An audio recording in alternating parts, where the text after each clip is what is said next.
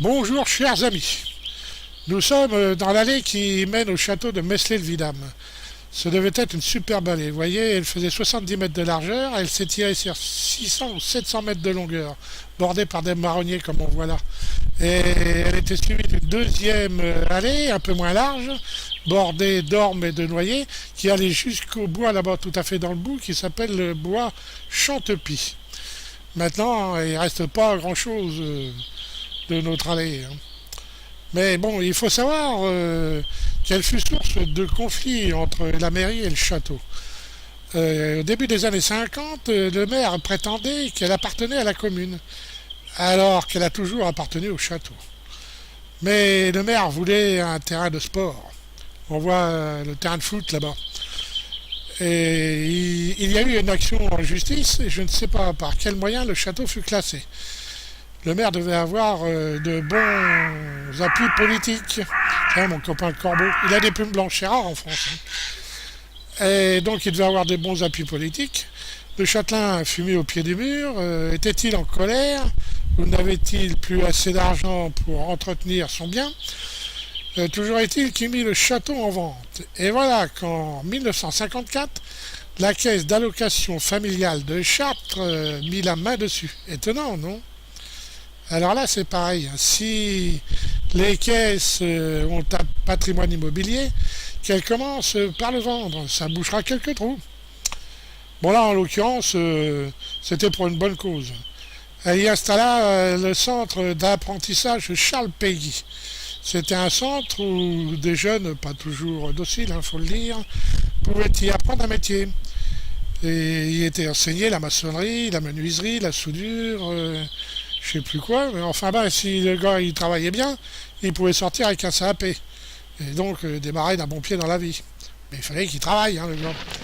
Et alors, du coup, la caisse rachète, et du coup, le maire eut son terrain de foot. Et la belle allée s'est vue rognée encore de quelques centaines de mètres, en perdant encore de nombreux arbres. C'est terrible, hein, tout est toujours détruit, hein. Alors comment faire pour vous expliquer sa disparition et la transformation de la région? Je vais vous faire un cours d'histoire, hein. Alors, pendant la Révolution et après, des têtes tombèrent, hein. Les privilèges des seigneurs furent abolis, comme par exemple des bénéfices de mesurage que le châtelain prélevait sur les ventes et les échanges sur les marchés et ailleurs. Ça, c'était terminé. Le châtelain ne pouvait plus se servir gracieusement dans ses métairies comme il le faisait autrefois. Les cochons là-bas, des œufs par ici, des veaux par là, lapins et volailles à droite, blé et orge à gauche, du lait ailleurs. Et lui, il fallait payer tout ça après la Révolution. Il faut dire aussi qu'avant la Révolution, les gueux travaillaient pour le château, pas pour s'enrichir, hein. Ce principe, c'était fini. Bon, il faut dire que maintenant, c'est un peu revenu, hein. Il faut payer des impôts à l'État, impôts directs, mais impôts indirects, ainsi que des taxes sur plein de trucs. Et il ne faut pas oublier celle-là non plus, hein. Alors là, pour les taxes, ils y vont mollo, hein. Petit peu par petit peu, mais les petits peu additionnés avec plein d'autres petits peu, ça finit par faire un gros peu qui nous tombe sur la gueule, hein. Excusez-moi, mais c'est vrai. Il y a aussi des grandes entreprises, hein. Alors, elles exploitent à mort le système pour enrichir au maximum leurs actionnaires. Et en plus de ça, elles serrent le kiki à leurs employés, d'abord par les salaires, et ensuite par les cadences de travail, du rendement qu'ils disent, et des fois avec agressivité, hein, faut pas croire, hein. Et en plus, ensuite, ils nous revendent de la merde à bon prix. Il faut faire de la marge, disent-ils aussi.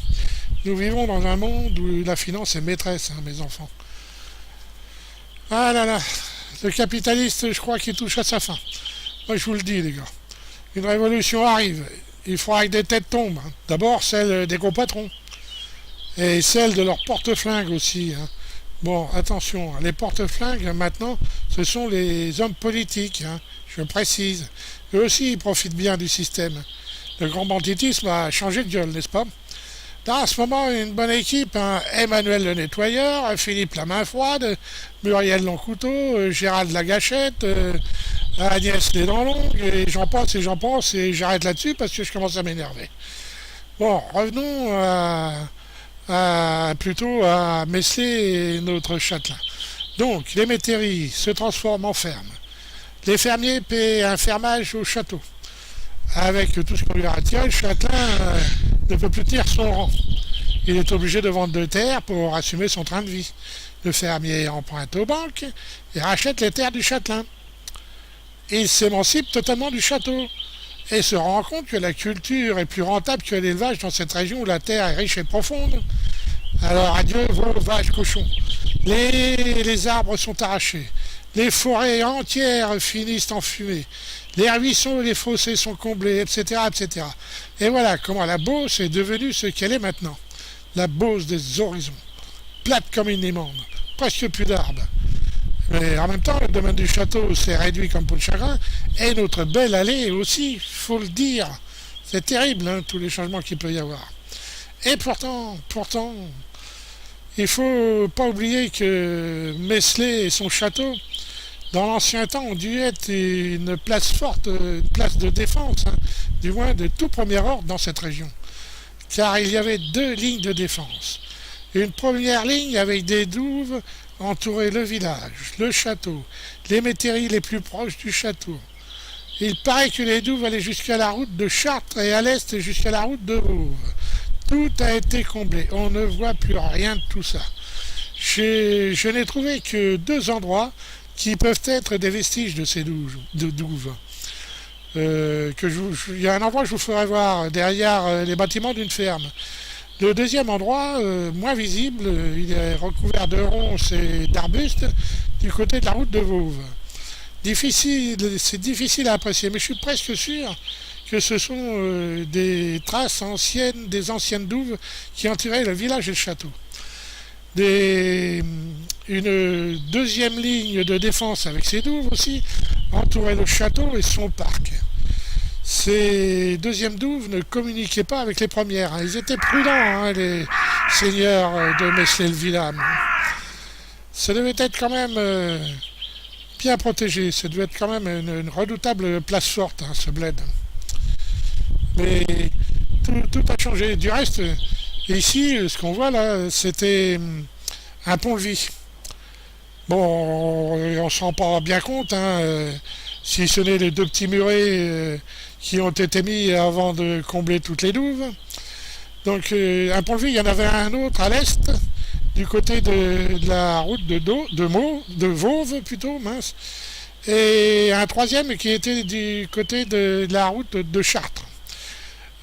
Dans les défenses et les douves qui entouraient le château, il n'y avait que d'entrée face au château en fait, et je crois qu'il y avait une entrée aussi à l'est qui donnait sur le parc, et je ne suis pas sûr qu'il y avait une entrée tout au bout du parc, du côté où il y a comment ça s'appelle, la salle des fêtes du village.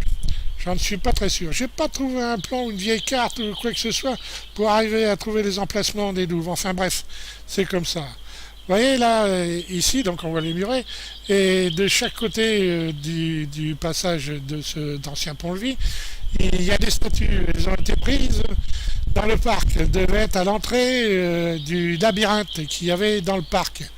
Ils les ont ramassées et ils les ont remis ici. Bon, ça marque l'entrée à l'ancienne, quoi. C'est quand même, comment je dirais, je sais pas quoi dire, quoi. Bon, enfin, le petit bonhomme là qu'on voit là sur son piédestal, il s'appelait, mince, comment il s'appelait? Zéphiro. Il représentait le vent d'Ouest. Et la petite demoiselle là qui est là, de l'autre côté, elle s'appelle Serrère. Elle représente l'agriculture. Bon, on va aller faire un petit coup d'œil du côté du château. Vous voyez, il est là-bas. Bon, ben, chers amis, merci d'avoir fait cette visite. Je vous donne rendez-vous pour une prochaine vidéo sur le château. Au revoir.